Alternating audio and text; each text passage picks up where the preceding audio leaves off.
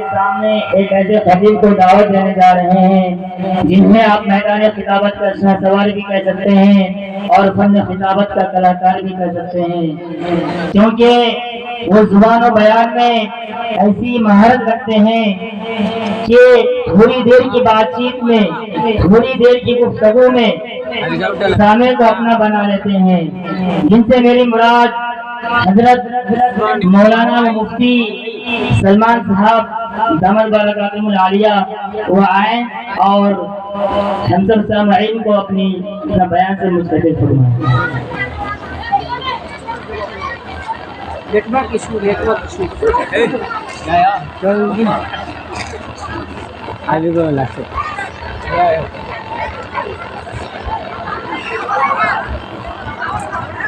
وعلیکم ورحمۃ اللہ وبرکاتہ۔ الحمد للہ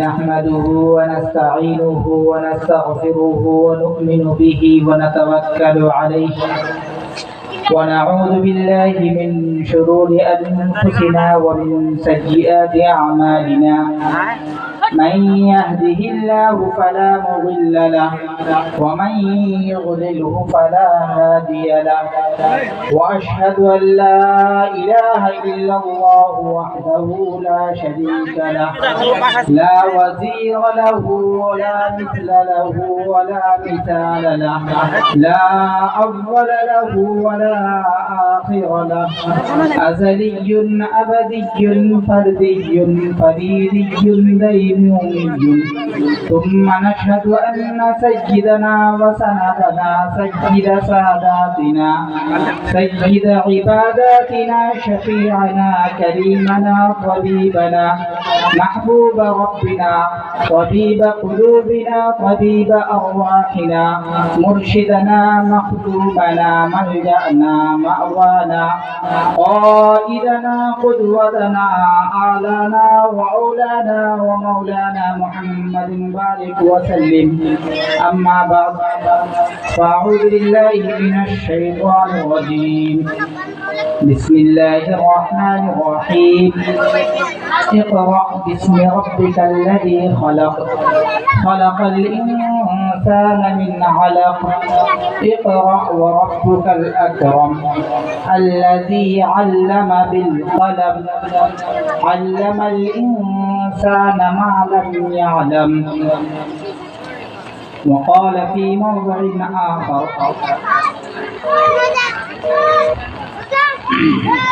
وقال النبي صلى الله عليه وسلم طلب العلم فريضة على كل مسلم ومسلمة۔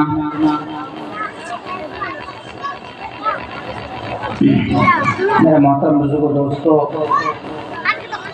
کسی شاعر نے کہا ہے علم وہ دولت ہے جو کبھی لوٹتی نہیں، علم وہ دولت ہے کبھی لوٹتی نہیں اور خرچ کرنے سے کبھی گھٹتی نہیں۔ میرے محترم بزرگوں دوستو، ہمیں یہ پروگرام دیکھ کر بہت خوشی ہوئی۔ ماشاءاللہ قاری یاسین صاحب کافی محنت کر رہے ہیں، ان کی بچیوں کی صلاحیت، ان کے پڑھنے کا انداز اور ان کے پروگرام کو دیکھ کر بہت خوشی ہوئی کہ اس چھوٹے سے علاقے میں وہ محنت کر کے ان بچیوں کو اس ماحول میں اس طرح سے تیار کر رہے ہیں۔ یقین مانیے بہت بڑی قربانی کی بات ہے۔ آج کے دور میں کم خرچے پہ اس طرح سے دین کے کام کو کسی لالچ کے بغیر کم تنخواہ میں پوری محنت کے ساتھ کرنا، ایسے لوگ بہت کم ملیں گے۔ بس اللہ تبارک و تعالیٰ سے دعا کیجیے کہ اللہ تبارک و تعالیٰ ان کے ان خدمات کو قبول فرمائے، اور جو دعا کے ساتھ ساتھ ان کا تعاون بھی کریں اور ان کے ساتھ قدم سے قدم ملا کر چلیں، جہاں ان کو جیسی ضرورت ہو اس میں ہم ان کا ساتھ دیں، تاکہ ہمارا گاؤں، ہمارا سماج، ہمارا محلہ دیندار محلہ بن جائے۔ میرے محترم بزرگوں دوستو، ہم اور آپ یہ سنتے رہتے ہیں کہ اسلام کی خوبصورتی یہ ہے کہ اسلام جو ہے جو پھیلا ہے یہ صرف اور صرف اخلاق کے ذریعے پھیلا ہے۔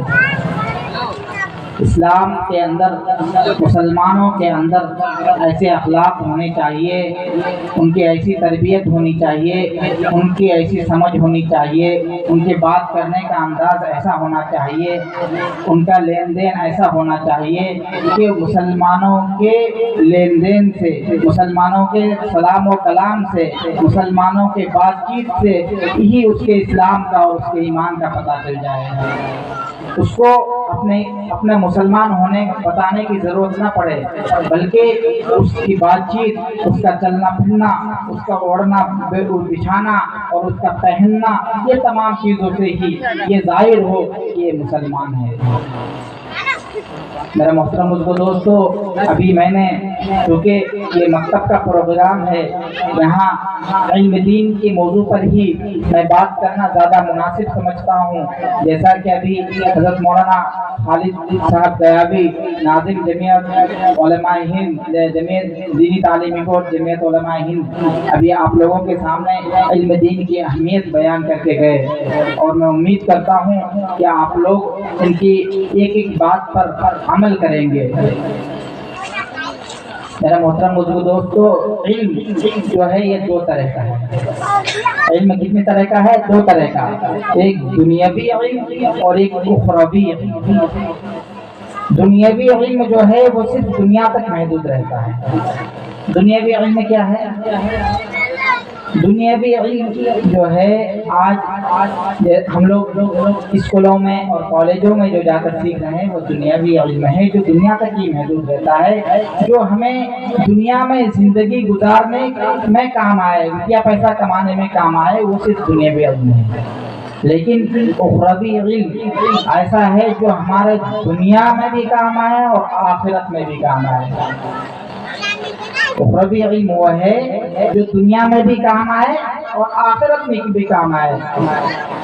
تو میرے محترم دوستو، اخروی علم یہ دینی تعلیم ہے، یہ اسلامی تعلیم ہے۔ اللہ کے پیارے حبیب صلی اللہ علیہ وسلم نے اس شریعت میں ان تمام چیزوں کو بیان کر دیا ہے جس کی ہمیں اس دنیا میں رہنے کے لیے، زندگی گزارنے کے لیے ادنا سے ادنا چیز کی بھی اگر ضرورت پڑتی ہے تو قرآن اور حدیث نے اس کو بیان کیا ہے۔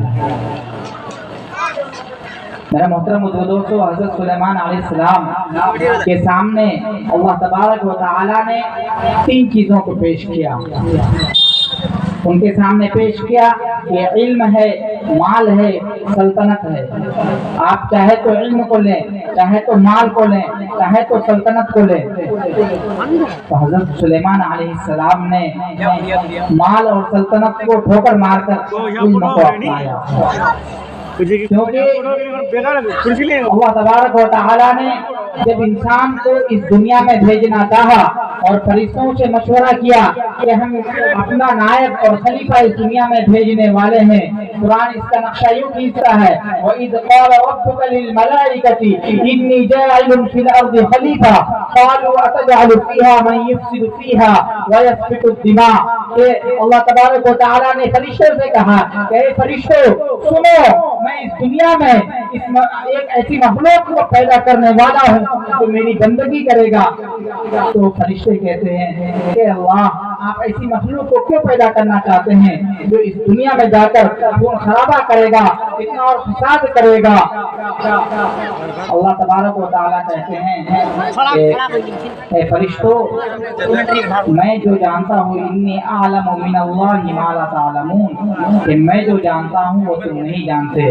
لہذا وہاں پہ اللہ تبارک و تعالیٰ نے حضرت آدم علیہ السلام کو پیدا کر کے فرشتوں کے سامنے پیش کیا، اور حضرت آدم علیہ السلام کو دنیا میں زندگی گزارنے کی جتنی بھی چیزیں تھیں ان تمام چیزوں کے نام کو سکھلا دیے اور فرشتوں کے سامنے پیش کیا، اور فرشتوں سے پوچھا کہ اس چیز کا نام بتاؤ۔ فرشتوں نے کہا مجھے نہیں معلوم، اور دیگر چیزوں کے نام کے بارے میں پوچھا، فرشتوں نے کہا مجھے نہیں معلوم۔ تب اللہ تبارک و تعالیٰ نے اس کی فضیلت ظاہر کی اور بتایا کہ دیکھو اس کو ان چیزوں کا علم ہے جن چیزوں کو تم نہیں جانتے، تو لہٰذا تم سے زیادہ فضیلت اس کی ہے۔ تو اللہ تبارک तबारक व तआला ने इंसान को अपना नायक और खलीफा सिर्फ और सिर्फ इसलिए बनाया कि इंसान के पास दीनी तालीम का इल्म है। इल्म दीन की फजीलत की वजह से अल्लाह तबारक व तआला ने इंसान को अपना नायक और खलीफा बना दिया। मेरा मोहतरम दोस्तों, ये मकतब के सिलसिले से ये प्रोग्राम है और मकतब में जैसा कि हज़रत मौलाना ने अभी बयान किया कि बच्चों को बचपन से हम जो सिखलाएंगे, उनका जैसा यकीन बनाएंगे, उनका जैसा ईमान बनाएंगे, वही ईमान और यकीन के बलबूते पर वो अपना जिंदगी गुजारेगा। मेरा मोहतरम दोस्तों, मैं आपको एक वाकया सुनाता हूँ।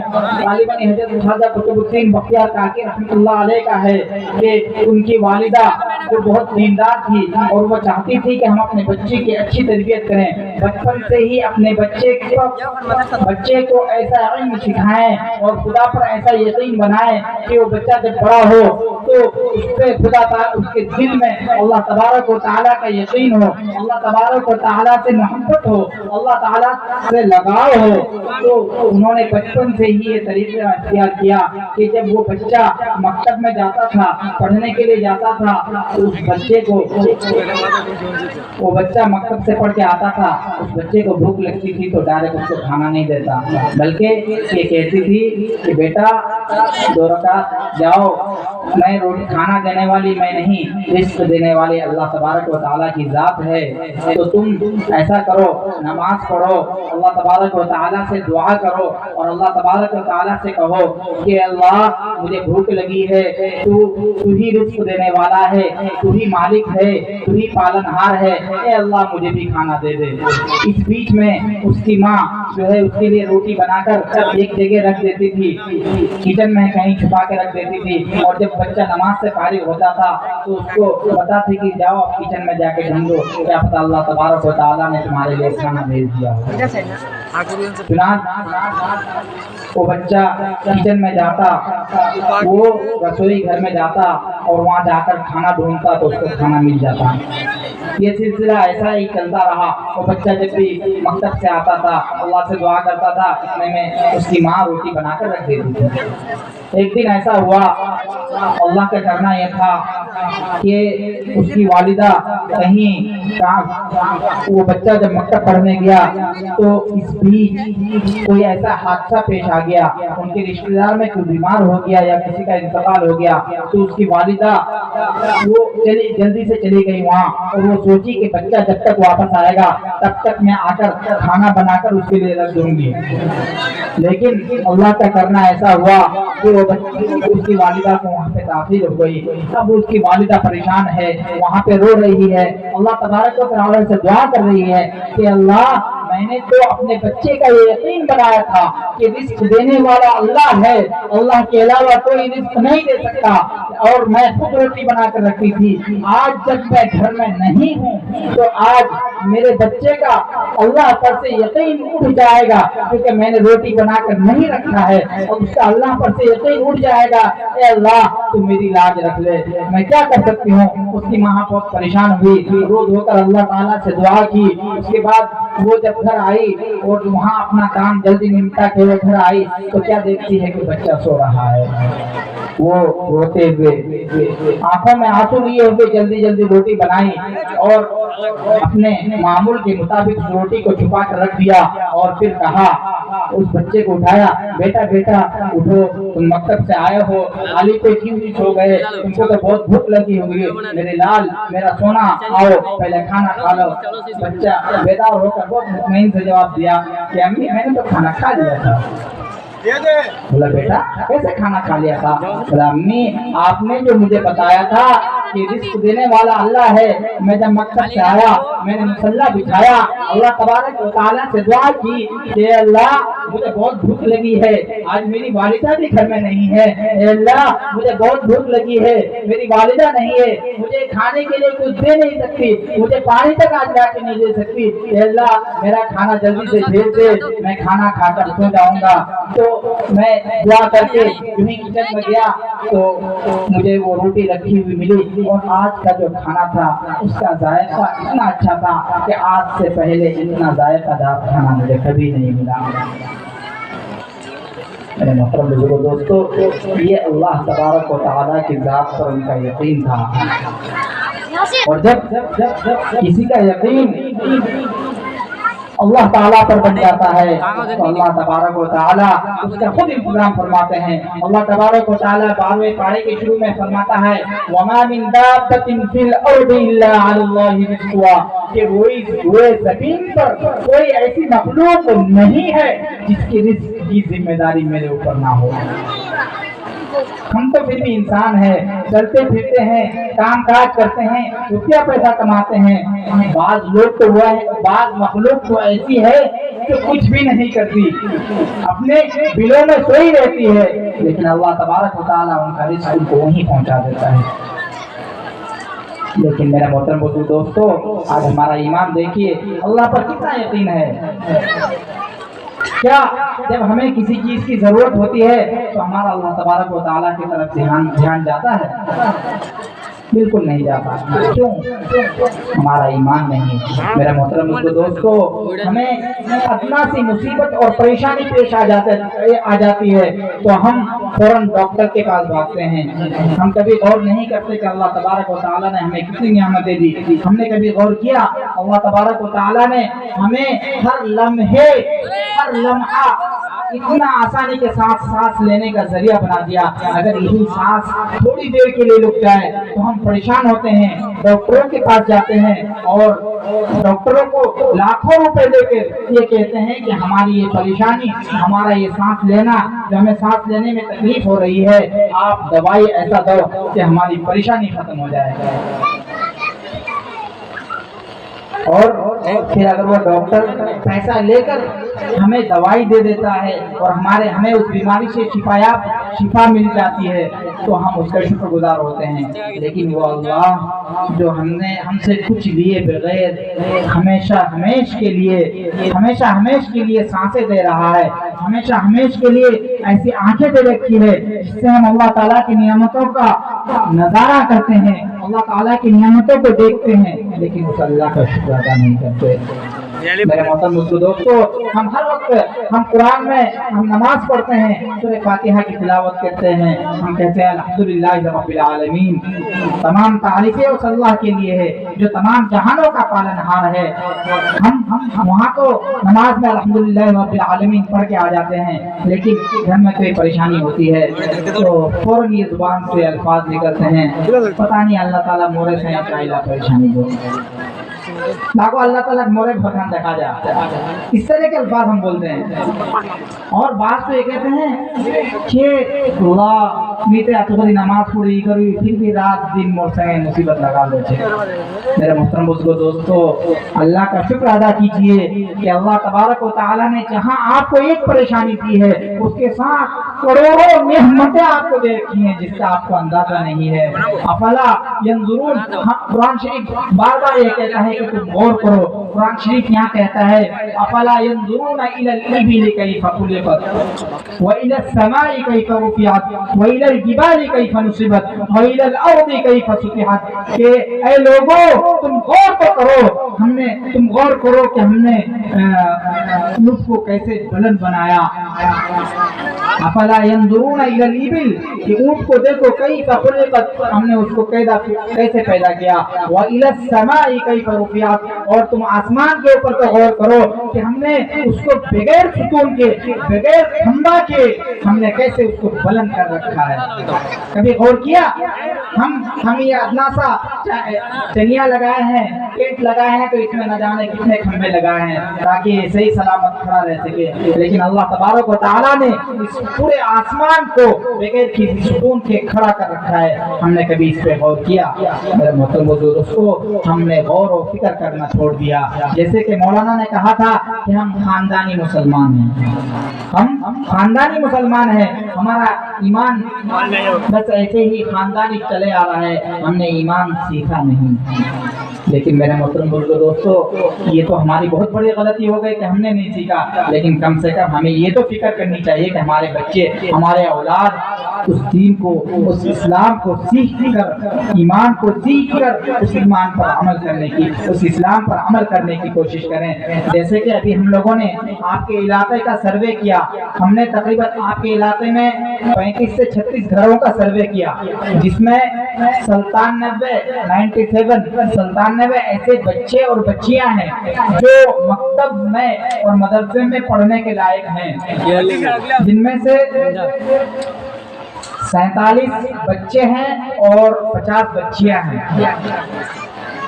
और उनमें से सिर्फ पता है कितने बच्चे मकतब में आते हैं या किसी मदरसे में जाते हैं? सिर्फ आपके यहाँ से 48 बच्चे ऐसे हैं जो मकतब या मदरसे में जाकर दीनी तालीम थोड़ा बहुत सीख रहे हैं। उसके अलावा 49 बच्चियाँ ऐसी हैं जो बच्चे और बच्चियां 49 ऐसे हैं आपके इस 35-36 घर में जिसको दीन से कोई सरोकार नहीं, जो दीन का तालीम नहीं सीख रही हैं। उनके ईमान का क्या होगा? उनको ईमान सिखाना किसकी जिम्मेदारी है? उसको ईमान सिखाना हमारी जिम्मेदारी है। इसलिए मेरे मोहतरम दोस्तों, हम लोग फिक्र करें कि हर बच्चा और हर बच्ची, चाहे वो स्कूल में पढ़े, चाहे कॉलेज में पढ़े, चाहे यूनिवर्सिटी में पढ़े, चाहे वो कहीं भी पढ़े, लेकिन वो कम से कम मकतब में जरूर आए, वो दीन की तालीम जरूर सीखे, उसकी नमाज जरूर दुरुस्त हो, उसको अल्लाह पर यकीन जरूर हो, उसको पता हो कि अल्लाह एक है, अल्लाह कहाँ है, अल्लाह क्या कर रहा है, अल्लाह ने हमें कैसे पैदा किया, अल्लाह तबारक व तआला ने हमें क्यों पैदा किया। हम लोग बच्चों को कहते हैं ना, बच्चे पूछते हैं अल्लाह कौन है, पूछते हैं ना भाई अल्लाह कौन है? हम लोग बच्चों को डराने के लिए क्या कहते हैं? मतलब हम लोग एक नेगेटिविटी बच्चों के जहन में बिठाते हैं बचपन से, बेटा हनुमान ना कर नहीं तो अल्लाह मार दे। ये अल्लाह के बारे में हम लोग एक गलत फहमी डाल रहे हैं। हम उनको तो और भी दूसरी तरीके से समझा सकते हैं, बेटा अल्लाह तबारक व तआला ने हमें पैदा किया, अल्लाह तबारक व तआला ने हमें ये बतलाया कि हमें झूठ नहीं बोलना चाहिए, हमें किसी को नहीं मारना चाहिए, बड़ों की इज्जत करनी चाहिए। ये अल्लाह तबारक व तआला ने हमें बतलाया। ये बचपन से हम बच्चे को बतलाए ना, हम क्या बतलाते हैं? हम गलत बतलाते हैं। बेटा हम ना कर नहीं तो अल्लाह मार दे। अरे अल्लाह मारेगा? हम एक गलत फहमी बिठा रहे हैं। क्यों? हमारे अंदर दीनी तालीम नहीं है। हम बच्चे को बचपन में जैसा बताएंगे वो बच्चा वैसा सीखेगा ना। उसको क्या पता? अब बच्चा जैसे कि मौलाना ने बताया कि बच्चा जब 5 साल से बड़ा होता है ना, तो वो सवाल करना शुरू करता है। वो पूछता है मोहम्मद सल्लल्लाहु अलैहि वसल्लम कौन है, वो कहीं सुन लिया, या अगर आप बताएं कि हमारा रसूल कौन है तो वो पूछेगा रसूल के होते, नबी के होते। तो ये सब सवालात का जवाब कौन देगा? उसकी जिम्मेदारी हमारी है ना, हम सिखाएं। तो हम जानते नहीं तो कैसे सिखाएंगे? इसलिए मेरे मोहतरम दोस्तों, हम फिक्र करें कि जो छोटे छोटे मकातिब हमारे गाँव में, हमारे समाज में चल रहे हैं, उसको हम मजबूत करें। उसमें हम फिक्र करें कि हमारा हर बच्चा मकतब में जाकर पढ़े, दीनी तालीम हासिल करे। जो इल्म दीन उसके लिए सीखना और पढ़ना फर्ज है, उसको पढ़े और सीखे। मैं आपसे एक सवाल करना चाहता हूँ। आजकल हमारे यहाँ बहुत ज्यादा रिवाज है, हर घर की बच्चियाँ मैट्रिक कर रही है, इंटर कर रही है और न जाने क्या क्या कर रही है। आप उनको करा के क्या कराएंगे? मैट्रिक इंटर करा के क्या कराएंगे? कितनी बच्चियां ऐसी हैं जो नौकरियां कर रही हैं मैट्रिक इंटर करके? कुछ कर रही हैं? कुछ नहीं। कल शादियां हो गई, सिर्फ हम इसलिए पढ़ाते हैं उनको कि ताकि डिग्री देकर इसकी अच्छी शादी हो। सिर्फ डिग्री देकर इसके अच्छे घर में शादी हो, इसका क्या फायदा? सिर्फ दुनिया के लिए ही ना। हो सकता है उसकी अच्छी शादी हो जाए उस डिग्री को देकर, लेकिन अगर वही बच्ची आप अगर उसको मकतब में पढ़ाते हैं, उसको दीनी तालीम देते हैं, उसको अच्छे बड़े की तमीज अच्छे और बुरे की तमीज सिखाते हैं, उनको बड़ों का एहतराम करना सिखाते हैं, उसको छोटों से शफकत और मोहब्बत करना सिखाते हैं, तो बच्ची जब वो ब्याह होकर शादी होकर दूसरे घर में जाएगी तो उस बच्ची उसमें वो दीनी माहौल पैदा करेगी, वो अपने बच्चों की अच्छी तरबियत करेगी, वो अपने बच्चों को अपने सास ससुर के साथ हुस्न अखलाक से पेश आएगी। उसको ये पता होगा कि ये इस तरह घर में हमारे माँ बाप थे, ये भी हमारे माँ बाप हैं। हर आदमी का 3 माँ बाप होता है, पता है? 3 माँ बाप होता है। एक वो जो हमें पैदा किया, ये तो सबको पता है। دوسرا وہ جو ہمیں تعلیم اور تربیت دے، اور تیسرا ہے ہمارے ساس سسر، وہ بھی ہمارے ماں باپ ہیں۔ تو جس طرح ہمیں اپنے ماں باپ کی خدمت کرنا فرض ہے، اسی طرح ہمارے ساس سسر کا بھی لحاظ کرنا اور اس کی خدمت کرنا ہمارے اوپر فرض ہے۔ اب چاہے وہ لڑکا ہو یا لڑکی، دونوں کے لیے ہے، ایسا نہیں کہ صرف لڑکیوں کے لیے ہے، لڑکوں کے لیے بھی کہ آپ اپنے ساس سسر کا احترام کریں۔ اس نے اپنے جگر کے ٹکڑے کو اس شفقت اور محبت سے پال کر آپ کے حوالے کر دیا، کتنی بڑی بات ہے۔ آدمی ادنا سے ادنا چیز کسی کو دینا پسند نہ کرے، لیکن ایک ماں باپ جو ہے اپنے بچے کے سارے ناز و نخرے برداشت کر کے اس کو پڑھا لکھا کر پورا اس سے حد درجے محبت ہوتی ہے ان کو، اور ان کو بڑا کر کے دوسرے کے حوالے کر دیتی ہے۔ ہم اس کی کوئی قدر نہیں کرتے۔ وہ بچی جب ہمارے گھر آتی ہے تو ہم سوچتے ہیں کہ بس یہ نوکر ہے، کام کرے۔ میرے محترم دوستو، ہم لوگوں کے ایک دوسرے کے بہت سارے حقوق ہیں، جس طرح اللہ تبارک و تعالیٰ کے حق ہے کہ ہمیں نماز پڑھنی چاہیے، اللہ تبارک و تعالیٰ کا عبادت کرنی چاہیے، اللہ تبارک و تعالیٰ کی نافرمانی نہیں کرنی چاہیے، اسی طرح بندوں کا بھی حق ہے، ہمیں بندوں کے حقوق کو بھی سیکھنا چاہیے۔ اگر ہم حقوق اللہ میں کچھ کمی کریں گے تو ہو سکتا ہے اللہ تبارک و تعالیٰ معاف کر دے، لیکن اگر ہم حقوق العباد میں بندوں کے حق میں کسی طرح کی کمی کریں گے تو وہ حق جو ہے وہ کبھی معاف نہیں ہوگا۔ انہیں حقوق میں سے ایک یہ ہے بچوں کو دینی تعلیم دینا، یہ ماں باپ کا حق ہے، ماں باپ کے اوپر فرض ہے۔ اگر ماں باپ اپنے بچوں کو دینی تعلیم نہیں دیتے تو کل قیامت کے دن ان ماں باپ کو پکڑ ہوگا، ان ماں باپ سے پوچھا جائے گا کہ تم نے اپنے بچوں کو دینی تعلیم کیوں نہیں دیے، ہم نے جو تمہیں روپیہ پیسہ دیا اس پیسے کو کہاں خرچ کیے، ہم نے جو تمہیں روپیہ پیسہ دیا اس کو کہاں خرچ کیا۔ کل قیامت کے دن پوچھا جائے گا۔ تو اگر ہم نے اپنے بچیوں کی دینی تعلیم حاصل کرنے میں ہم نے پیسے خرچ نہیں کیے تو یقین مانیے کل قیامت کے دن ہماری گرفت ہوگی اور ہمیں جواب دہ ہونا ہوگا کہ ہم نے اپنے بچوں کے پیچھے دینی تعلیم کے لیے تو دنیاوی تعلیم کے لیے بہت خرچ کیے۔ ابھی ہم لوگ مکاتب جگہ جگہ قیام کر رہے ہیں، اور اس منظم مکتب کا سسٹم یہ ہے کہ جس طرح بچے اسکول میں ڈریس پہن کر جاتے ہیں، اسی طرح بچے مکتب میں بھی اسلامی لباس میں آئے۔ اس کا فائدہ کیا ہوگا کہ اگر ہم بچے کو بچپن سے چھوٹا چھوٹا لباس پہنائیں گے، اسکول چھوٹے چھوٹے لباسوں میں بھیجیں گے تو اس بچے کا ذہن اور مزاج بن جائے گا چھوٹے لباس پہننے کا۔ ہم نے اس کو بچپن سے کبھی اسلامی لباس نہیں پہنایا، اب بڑے ہو کر اس کی کسی حبیب صاحب سے شادی کر دی، اب حبیب صاحب بول رہے ہیں کہ بیٹی اپنی بیوی کو برقع پہنا کے لے جا رہے ہیں، تو اس کو عجیب سا محسوس ہوگا کیونکہ بچپن سے انہوں نے چھوٹا چھوٹا کپڑا پہنا ہے۔ تو اسی لیے مکتبوں کا نظام ایسا رکھا گیا کہ بچوں کو بچپن سے 1 گھنٹہ ہی صحیح اسلامی ڈریس میں آئے، تاکہ اس کو اسلامی ڈریس سے انسیت اور محبت پیدا ہو جائے، انہیں اسلامی ڈریس کی اہمیت کا پتہ چل جائے، تب چل کے وہ بچی کو یا اس بچے کو اگر اسلامی ڈریس پہنایا جائے تو اس کو عجیب محسوس نہ ہو۔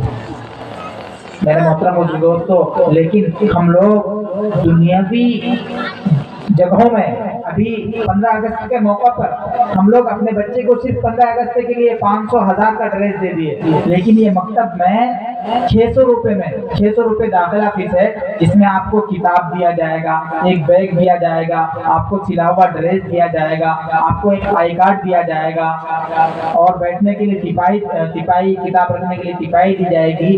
یہ تمام چیزیں آپ کو 600 روپے میں دی جا رہی ہے، وہ آپ کو بھاری پڑ رہے ہیں، وہ لوگوں کو بہت بھاری پڑ رہا ہے کہ مولوی صاحب 600 ٹکا خالی داخلہ فیس، ارے 600 ٹکا تو کپڑا نہیں ملو۔ ابھی کسی دکان میں جائیے بچے کا ڈریس لینے تو 1000 روپے سے کم کا آپ کو ڈریس نہیں ملے گا ڈھنگ کا۔ یہاں پہ آپ کو سلا ہوا کپڑا، ایک بیگ دیا جا رہا ہے، کتاب دی جا رہی ہے پڑھنے کے لیے 600 روپے میں سے، وہ صرف اس لیے کہ وہ 600 روپے بھی صرف اس لیے لیا جا رہا ہے تاکہ ہمیں علم دین کی اہمیت کا پتہ چلے، ہمیں دین پر خرچ کرنا آسان لگے، دین پر خرچ کرنے کی عادت پیدا ہو۔ لیکن وہ 600 روپये بہت بھاری پڑتا ہے۔ ابھی مجھے بہت افسوس ہوا 15 اگست میں، اللہ اکبر، صرف 15 اگست کے ایک دن پہننے کے لیے تمام اس کوچنگ والے اور اسکول والے حکم جاری کر دیا کہ بھائی تمہارا بچہ اگر ڈریس میں نہیں ہے، اگر تمہارے پاس ڈریس نہیں ہوا تو تمہارا مت آنا اسکول۔ اور اس بچے روز ہو کر گارجین سے کہنا، گارجین مجبور ہو کر 1500 1700 1800 جس کے 2-3 بچے ہیں 2-3 ہزار کا صرف کپڑا ہوا۔ اور یہاں آپ کو صرف ایک بار مانا جا رہا ہے داخلہ فیس کے طور پر، وہ آپ کو بھاری پڑ رہی ہے۔ میرا محترم دوستو، آپ کے یہاں بھی اس مکتب کو قائم کرنے کا ارادہ کیا جا رہا ہے، اس کی محنت کی جا رہی ہے، آپ کے گاؤں کا سروے کیا گیا۔ آپ لوگ دینی تعلیم کی اہمیت کو سمجھیں، دین کی افادیت کو سمجھیں، دینی لباس کی اہمیت اور اس کا فائدہ کو سمجھیں، اور آپ لوگ کوشش کریں کہ سب لوگ اپنے بچے کو مکتب بھیجیں گے نا۔ آپ اسکول میں پڑھائیں، کالج میں پڑھائیں، میٹرک کرائیں، انٹر کرائیں، بی اے کرائیں، ڈی ایل ایڈ کرائیں، سب کرائیں، لیکن اپنے بچے کو دین ضرور سکھائیں۔ آپ لوگ سب بھیجیں گے نا مکتب؟ ہاتھ اٹھائیں، اپنے بچے کو مکتب بھیجیں گے نا؟ انشاءاللہ سب بھیجیں گے، اور اس فیس کو ادا کر کے مکتب بھیجیں گے تاکہ بچے ڈریس اور کتاب کے ساتھ وہ پڑھنے کے لیے آئے، اس کو دیکھ کر پتہ چلے کہ یہ مسلمان بچہ ہے، یہ مکتب میں پڑھنے کے لیے جا رہا ہے۔ تو ہم لوگ کوشش کریں اور اس مکتب کو فروغ دیں، اس مکتب کے انتظام میں ہم لوگ کام کریں، انشاءاللہ اللہ تبارک و تعالی ہمیں بہت زیادہ اجر دے گا۔ اللہ تبارک و تعالی ہم سبوں کو دین کی اہمیت اور افادیت سمجھنے کی توفیق عطا فرمائے، دین کی قدر کرنے کی توفیق عطا فرمائے۔ اور اس مکتب میں ہم لوگ ایک غلط فہمی ہمارے اندر یہ ہے، ہم لوگ جو ہے صرف قرآن شریف پڑھنا اور اردو کی کتابیں پڑھنا سیکھ لینے کو دین سمجھتے ہیں۔ یہ بہت بڑی غلط فہمی ہے ہمارے اندر۔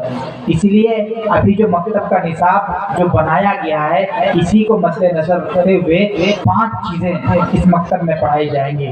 سب سے پہلا نورانی قاعدہ، اس کے بعد آپ کو دعا اور سنت، اس کے بعد سیرت اور تربیت، اس کے بعد آپ کو عقائد اور مسائل اور اردو زبان، یہ 5 چیزیں پڑھائی جائیں گی۔ نورانی قاعدہ میں آپ کو تجوید آ گیا، قرآن اچھا سے پڑھنا آ گیا، آپ کو سورت زبانی یاد کرانا، یہ تمام چیزیں نورانی قاعدہ میں آ گیا۔ سیرت و تربیت میں کیا ہے کہ آپ صلی اللہ علیہ وسلم کی سیرت کیا ہے، آپ صلی اللہ علیہ وسلم نے اس دنیا میں کیسی زندگی گزاری، اور اس زندگی گزارنے کے نتیجے میں آپ نے ہماری کیسے تربیت کی، اس سیرت سے ہمیں کیا سبق ملتا ہے۔ تو سیرت و تربیت میں یہ ہے۔ اور عقائد اور مسائل میں کیا ہے کہ عقائد کہتے ہیں کہ ہمیں ہمارا یہ یقین ہے کہ نہیں، اللہ تبارک و تعالیٰ کے ساتھ ہمارا کیسا عقیدہ ہونا چاہیے، اللہ تبارک و تعالیٰ ایک ہے یا کئے ہے، اللہ تبارک و تعالیٰ کہاں ہے، حضور صلی اللہ علیہ وسلم کون ہے، یہ ہمارا عقیدہ ہے، کس پر ایمان لانا فرض ہے، کس پر ایمان لانا واجب ہے۔ ہمارا عقیدہ جو ہے وہ عقائد اور مسائل اس میں آئیں گے کہ وضو کے کیا فرائض ہیں، نماز کے کیا فرائض ہیں، وضو کے کیا واجبات ہیں، کیا سنن ہیں، یہ تمام چیزیں مسائل کے ضمن میں آتی ہیں۔ اور حدیث، آپ صلی اللہ علیہ وسلم کی حدیث، آپ صلی اللہ علیہ وسلم نے جو کہا ہے یا جس پر عمل کیا ہے، حدیث قولی فعلی، یہ تمام چیزیں وہ آپ کو پڑھائی جائیں گی۔ اس کے بعد اردو زبان، جو کہ کیونکہ ہماری زبان اردو نہیں ہے، سرجاپوری زبان ہے، تو ہم لوگوں کو اردو بھی سیکھنا پڑتا ہے، تو اس لیے اردو بھی ہمارے لیے پڑھانی ضروری ہے۔ تو ہم لوگ جب مکتب میں پہلے بیٹھتے تھے تو ہمارے بچے صرف قرآن پڑھتے تھے اور اردو پڑھ کے آ جاتے تھے، لیکن اب یہ جو منظم مکتب کا جو سسٹم چلا ہے، اس میں بچے کو یہ 5 چیزیں پڑھائی جائیں گی تاکہ وہ بچہ بچپن سے ہی اس کا ایمان درست ہو جائے، اس کا اسلام پر عمل کرنا وہ سیکھ جائے، شریعت پر عمل کرنے والا بن جائے، اس کا آپ صلی اللہ علیہ وسلم سے، اللہ تبارک و تعالیٰ سے محبت پیدا ہو جائے، لگاؤ پیدا ہو جائے۔ اس لیے اکابرین نے بہت ہی غور و خوض کر کے اس نصاب کو مقرر کیا ہے، اور ہم لوگ کوشش کریں کہ اپنے بچے کو یہ نصاب پڑھائیں اور اس اسی طرح کے جتنے بھی مکاتب ہمارے چل رہے ہیں تمام مکاتب کو منظم کرنے کی کوشش کریں. اللہ تبارک و تعالیٰ سے دعا ہے کہ اللہ تبارک و تعالیٰ کابرین کے ان کوششوں کو قبول فرمائے اور اللہ تبارک و تعالیٰ ہمارے ایمان کی حفاظت فرمائے. اللہ تبارک و تعالیٰ ہم سبوں کو جب تک دنیا میں زندہ رکھے اسلام پر زندہ رکھے اور مرتے وقت اللہ تبارک و تعالیٰ ہم سبوں کا ایمان پر خاتمہ نصیب فرمائے. وآخر دعوانا الحمدللہ رب العالمین.